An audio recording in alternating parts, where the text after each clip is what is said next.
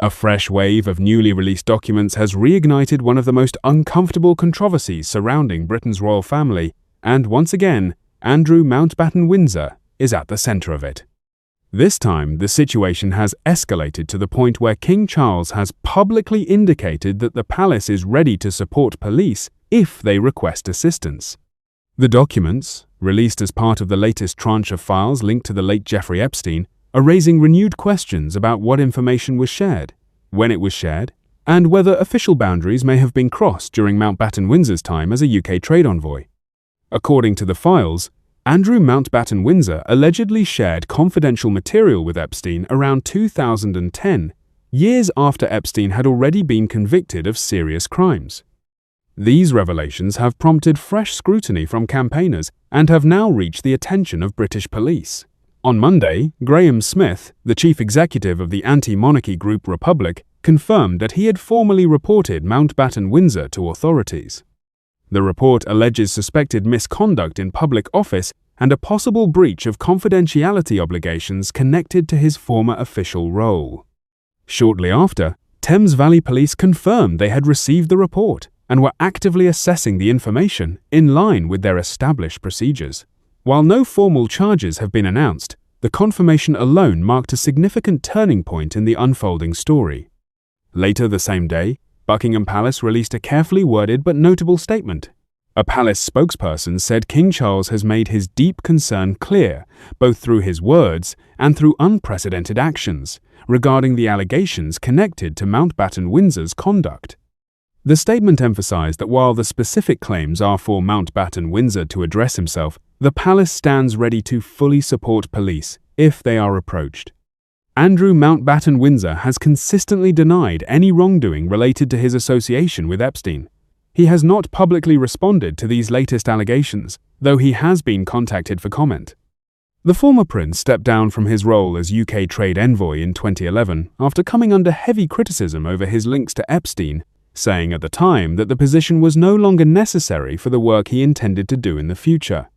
However, the newly released emails are now casting that period in a much harsher light. According to the documents, Epstein contacted Mountbatten-Windsor in October 2010 requesting details about an upcoming trip to Asia. In response, Mountbatten-Windsor allegedly sent a brief itinerary outlining planned visits to destinations including Vietnam, Singapore, and Hong Kong.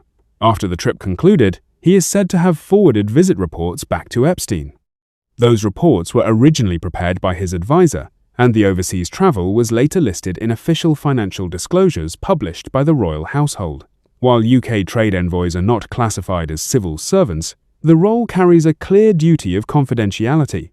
That duty covers sensitive, commercial, or political information and continues to apply even after the role has ended.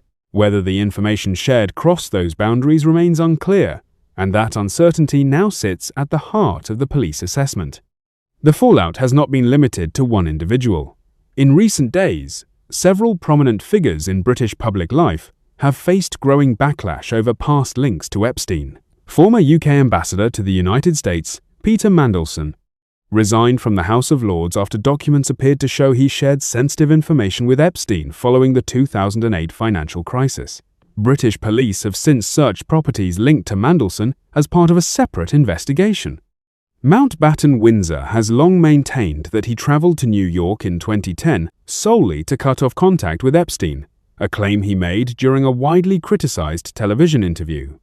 But additional emails from late 2010 appear to show him sharing what he described as a confidential brief related to investment opportunities in Afghanistan and asking Epstein for his thoughts and contacts. Other messages reference discussions with international financiers and potential business interests in the Middle East, further deepening questions about the nature of their communication during that period.